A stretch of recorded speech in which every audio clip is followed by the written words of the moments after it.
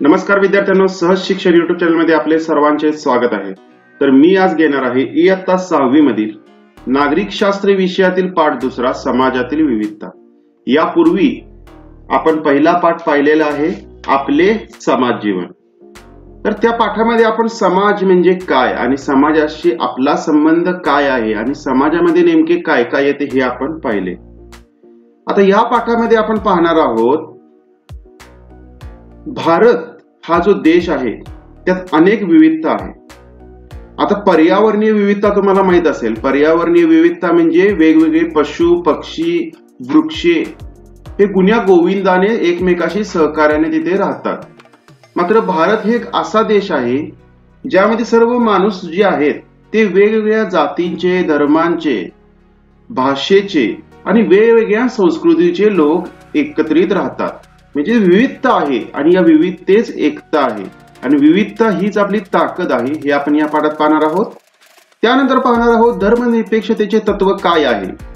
संविधान, भारताचे संविधान म्हणजे भारतासाठी लिहिले गेलेले नियम आणि या नियमातच सांगितलंय की भारत जो देश आहे त्याचा विशिष्ट असा कोणता धर्म नाहीये, सर्व धर्म त्याच्या समोर समान आहेत। मात्र त्याच सोबत त्यामध्ये असेही सांगितलंय की जे अल्पसंख्याक आहेत, म्हणजे ज्यांची संख्या कमी आहे, त्यांना विशेष असं प्रोटेक्शन म्हणा किंवा त्यांना संरक्षण दिले गेलेलं आहे संविधानामार्फत। त्यानंतर आपण पाहणार आहोत आपल्या जडणघडणीत समाजाचा सहभाग, म्हणजे आपण जो आपली जी जडणघडण होत असते, आपला विकास होत असतो, त्यामध्ये समाजाचा कसा सहभाग असतो हे आपण पाहणार आहोत आणि ते किती महत्वाचं आहे हेही आपण पाहणार आहोत। त्यानंतरचा जे शेवटचा मुद्दा आहे तो म्हणजे समाजाचे नियमन। मग अशा सगळ्या समाजाचं सर्व व्यवस्थित चालण्यासाठी नियमन, कायदे कानून का गरजेचे असतात आणि ते कशा पद्धतीने राबवले जाते याबद्दल एक थोडक्यात आढावा आपण शेवटी घेणार आहोत। चला तर विद्यार्थ्यांनो, पाठास सुरुवात करूया। भारतीय समाजात अनेकविध भाषा, धर्म, संस्कृती, चालीरीती आणि परंपरा आहेत।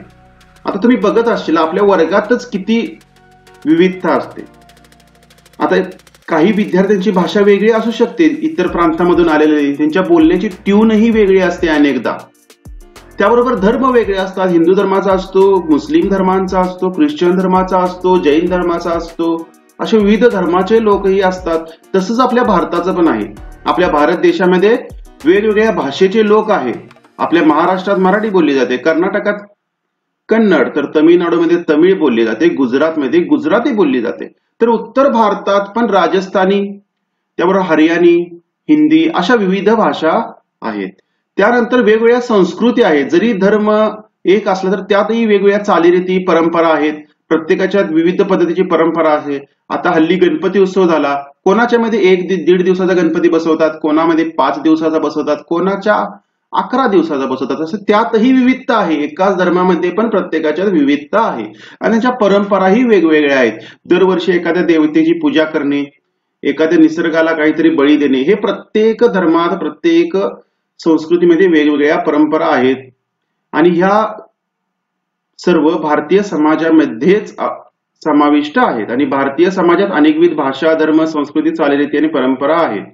ही विविधता आपले सांस्कृतिक वैभव आहे। मग हे खूप मोठं असं वैभव आहे। एकच भाषा असली तर विशिष्ट काय असं नसतं, पण अनेकविध गोष्टींना, अनेकविध संस्कृतींना एकत्रित आल्यामुळे एक सर्वांगीण संपूर्ण असे रूप भारत देशाचे आपल्या आहे। मराठी, कन्नड, तेलुगू, बंगाली, हिंदी, गुजराती, उर्दू अशा अनेक भाषा बोलणारे लोक आपल्या आजूबाजूला असतात। ते वेगवेगळ्या पद्धतीने सणवार व उत्सव साजरे करतात। त्यांच्या पूजा उपासनेच्या चालीरीती वेगवेगळ्या आहेत, म्हणजे प्रत्येकाच्या पूजा आणि उपासनेच्या चालीरीती वेगवेगळ्या आहेत। विविध ऐतिहासिक वारसा असलेले प्रदेश आपल्या देशात आहेत, त्यांच्यात विविधतेची देवाणघेवाण आहे। आपल्या देशातील हे विविध समूह वर्षानुवर्षे एकत्र असल्यामुळे त्यांच्यात एकतेची भावना निर्माण झालेली आहे आणि भारतीय समाजात यामुळे एकता दिसून येते। तर विद्यार्थ्यांनो, भारतीय समाजात एकता का दिसून येते, तर भारतात विविध भाषेचे, धर्माचे, संस्कृतीचे, चालीरीतीचे लोक एकत्र राहतात। विविध ऐतिहासिक वारसा असलेले प्रदेश आपल्या देशामध्ये आहेत आणि त्यात ती जरी विविधता असली तरी त्यांच्यात देवाणघेवाण पूर्वीपासून आहेत आणि हे विविध समूह वर्षानुवर्षे एकत्र राहत आलेले आहेत. त्यामुळे त्यांच्यात एकतेची भावना निर्माण झालेली आहे. त्यामुळे भारतीय समाजात एकता दिसून येते. त्यानंतरचं जे आहे ते म्हणजे विविधता हीच आपली ताकद आहे. विविधता ही आपली कमजोरी नाहीये, तर विविधता ही आपली ताकद आहे. त्यामुळे एक विशिष्ट असे बळ येते. आता बघा विद्यार्थ्यांनो, वर्गात सर्व विद्यार्थी जर समान असतील तर वर्गाला काही विशेष महत्व असेल का? चल समजा एक विद्यार्थी हुशार असेल अभ्यासात, एक विद्यार्थी खेळाडू असेल, एक विद्यार्थी गायक असेल, एक विद्यार्थी कलाकार असेल, तर ते वर्ग एक संपूर्ण असल्यावानी वाटतो की त्या वर्गामध्ये प्रत्येक क्षेत्रात त्या वर्गातील मुले चमकू शकतात आणि त्या वर्गाचे नाव सर्वत्र जाऊ शकते. तसेच एखाद्या देशाचे असते, विविध संस्कृतीचे, धर्माचे, भाषेचे लोक एकत्र असल्यामुळे कोणकोणत्या ठिकाणी कोणकोणते लोक लागतात हे वेगवेगळे त्यांचे जे क्षमता आहेत त्यानुसार ते विकास करून घेऊ शकतात आणि त्यामुळे देशाचा चांगला विकास होऊ शकतो. आणि हीच आपली ताकद आहे.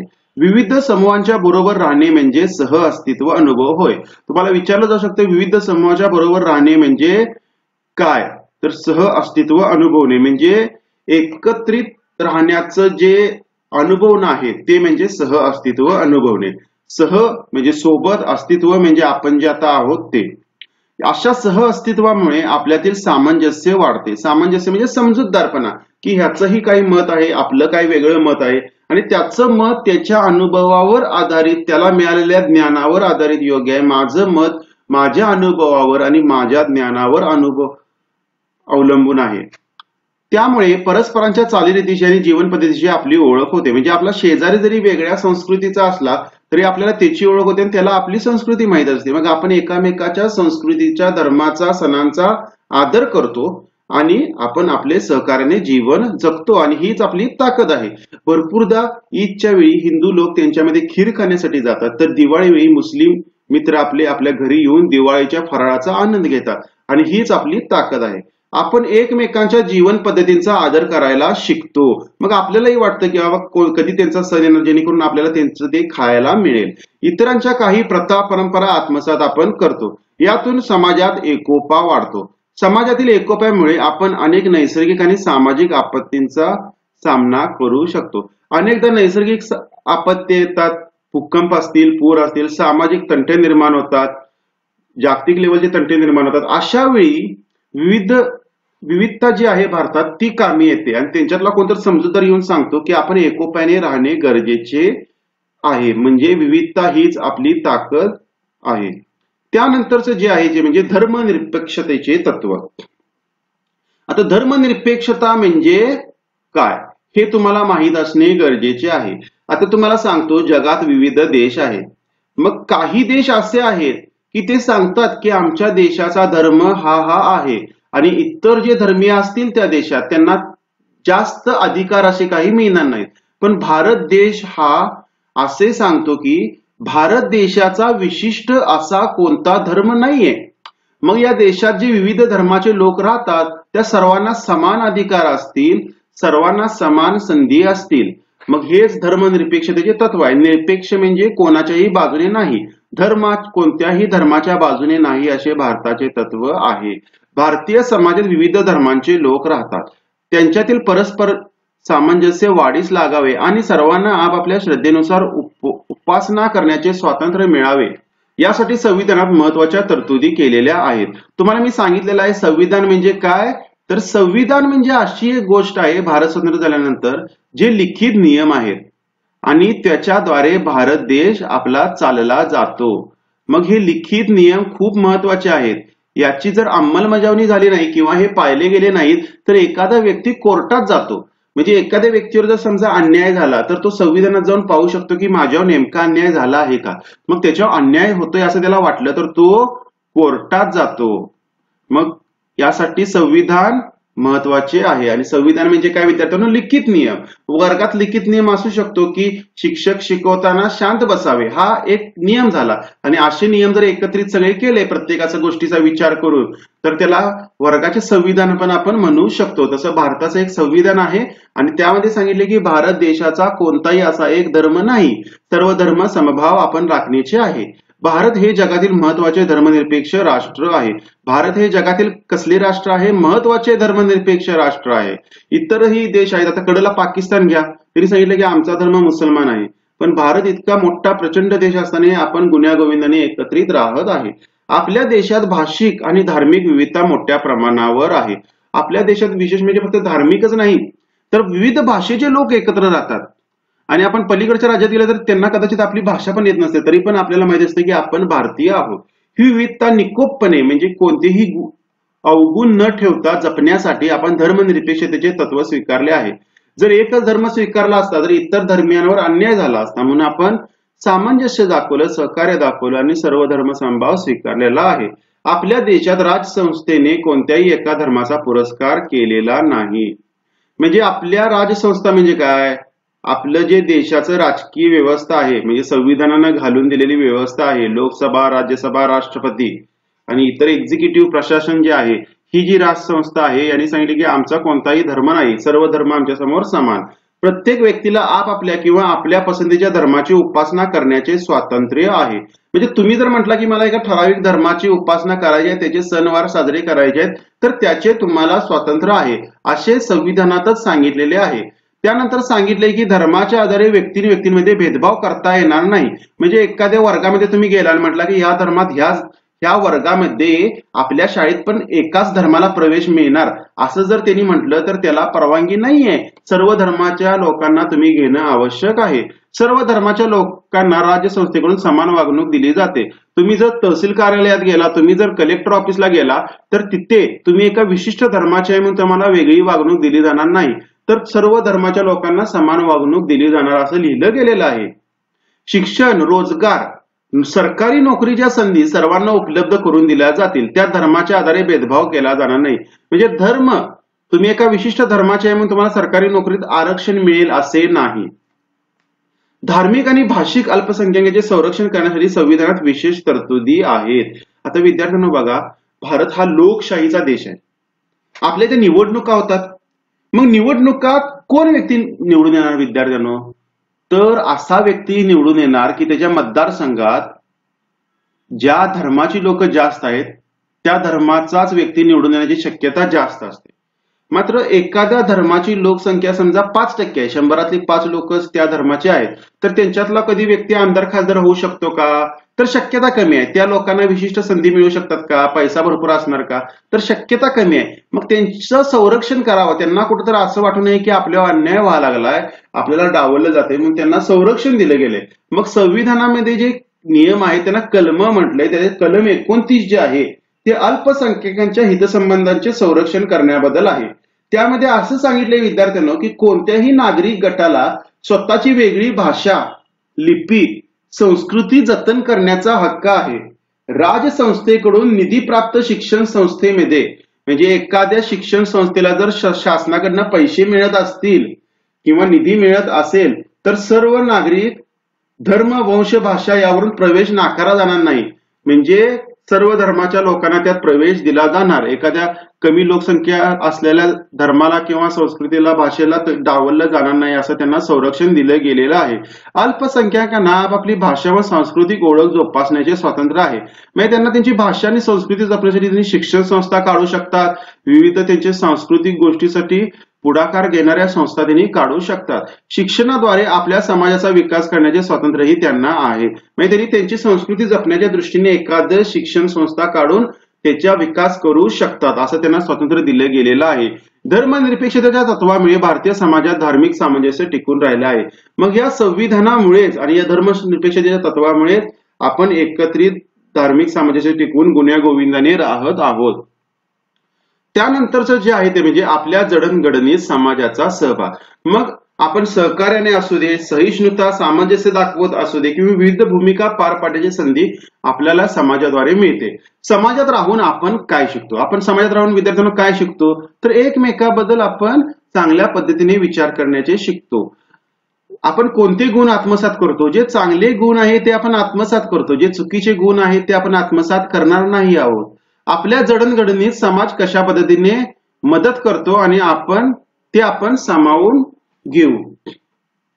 तर पहिलं आहे ते म्हणजे सहकार्य. कोणताही समाज, व्यक्ती, समूहातील परस्पर सहकार्यावर आधारलेला असतो. मागील पाठात आपण बघितलं की आपण विविध गोष्टीसाठी समाजावर आधारित असतो आणि ह्याच पद्धतीच्या समूहावर आपण एकमेकावर अवलंबून आहे. आता शिकण्यासाठी तुम्ही शिक्षकांवर अवलंबून आहे, शाळेवर अवलंबून आहे, तसंच प्रत्येक गोष्टीसाठी आपण वेगवेगळ्या व्यक्तींवर अवलंबून असतो.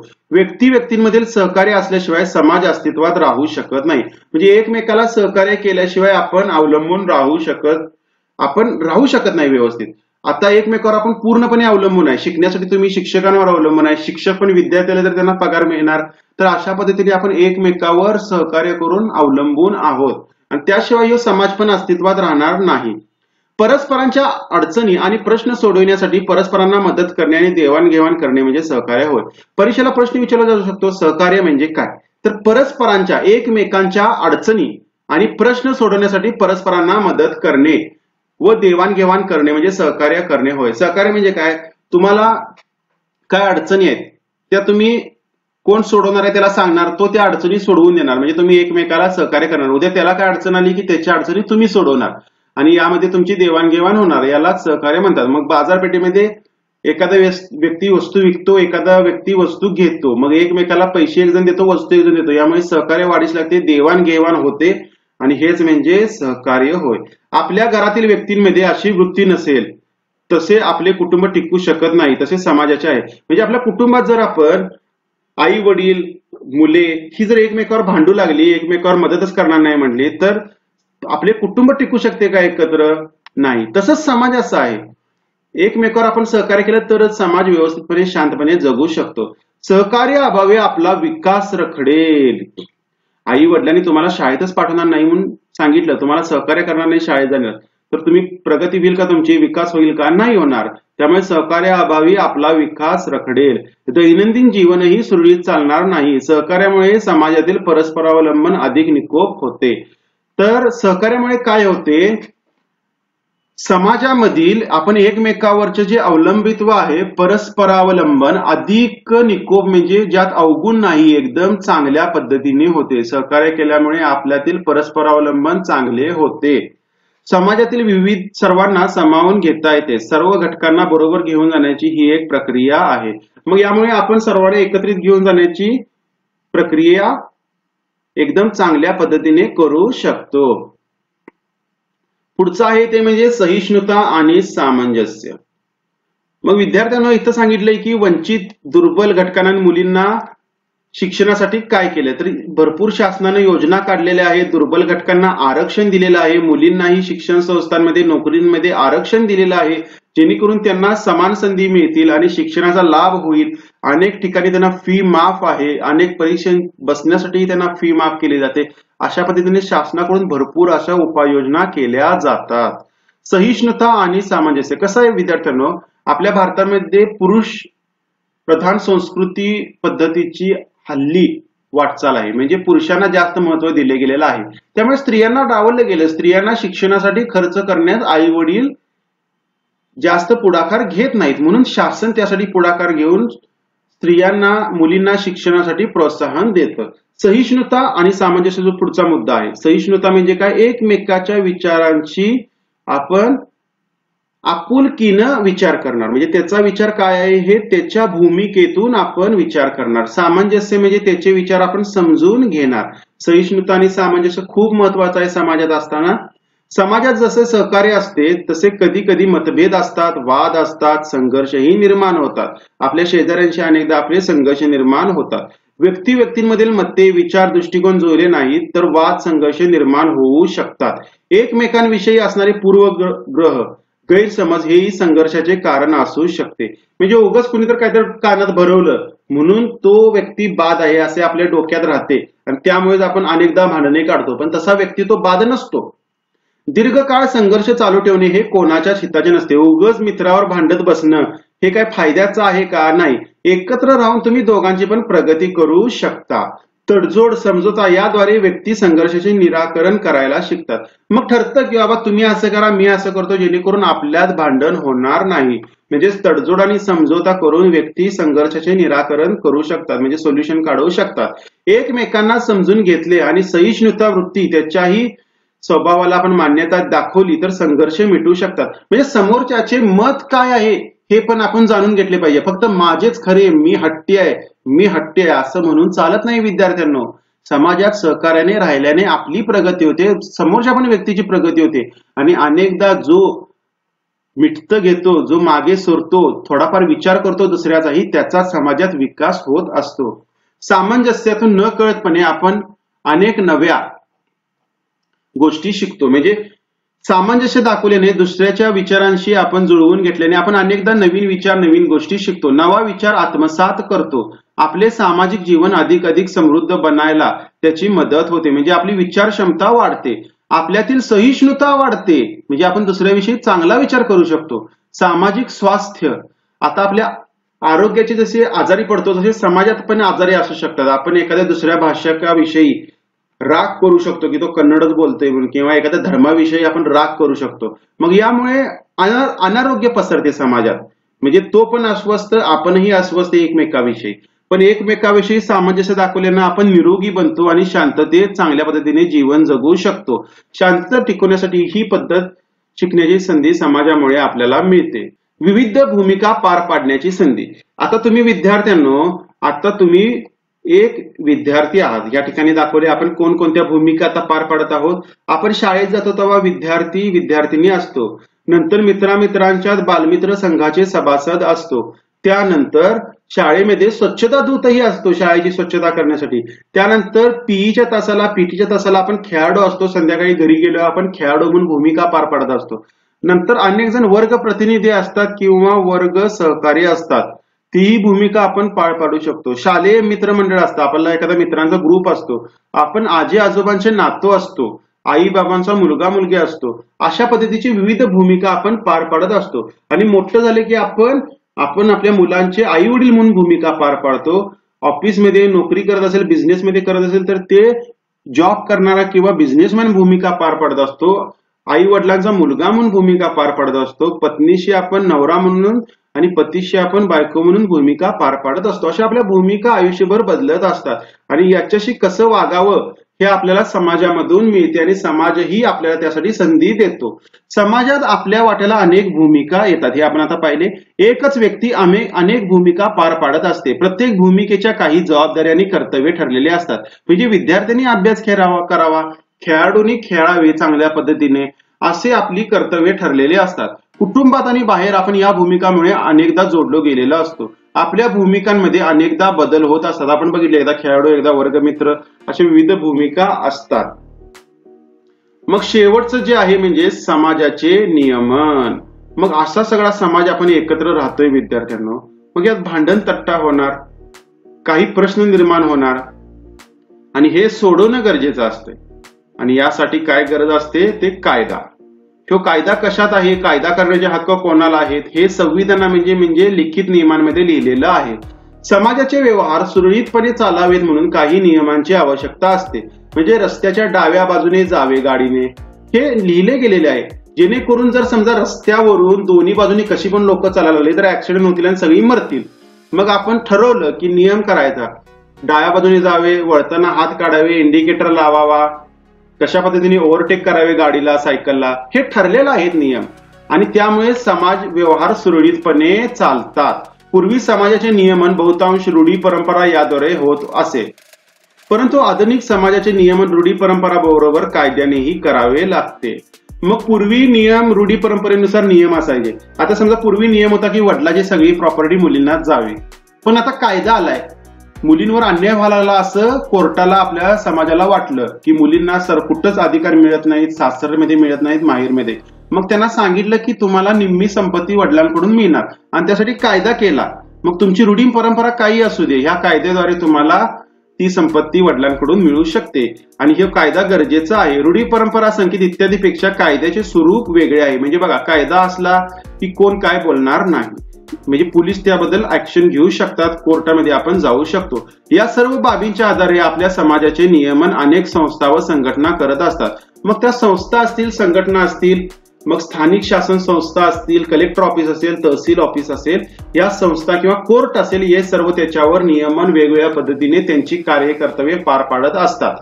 स्थानिक पातळीवर असणाऱ्या शासन संस्थाही समाज नियमनाच्या कार्यात महत्वाची भूमिका पार पाडतात. मग स्थानिक पातळीवर ज्या शासन संस्था आहेत, जिल्हा परिषद, पंचायत समिती आणि तुमची आवडती ग्रामपंचायत किंवा नगरपालिका, महानगरपालिका, नगर परिषद, यामध्ये जाऊन तुम्ही तुमचे प्रश्न मांडता, तुमच्या घरातील, परिसरातील, समाजातील वाद मांडता आणि त्या ठिकाणी नियमन होऊ शकतं, तुम्हाला मार्गदर्शन मिळू शकतं. विद्यार्थ्यांना अशा पद्धतीने समाजातील विविधता हा पाठ संपलेला आहे. तुम्हाला हा व्हिडिओ जर आवडला असेल तर नक्कीच लाईक करा, मित्रांना शेअर करा विसरू नका, कारण की आपण समाजात राहतो, सर्वांची प्रगती होणे आवश्यक आहे. सबस्क्राईब केलं नसेल तर नक्कीच सबस्क्राईब करा. चला पुन्हा भेटूया. व्हिडिओ पाहिल्याबद्दल धन्यवाद.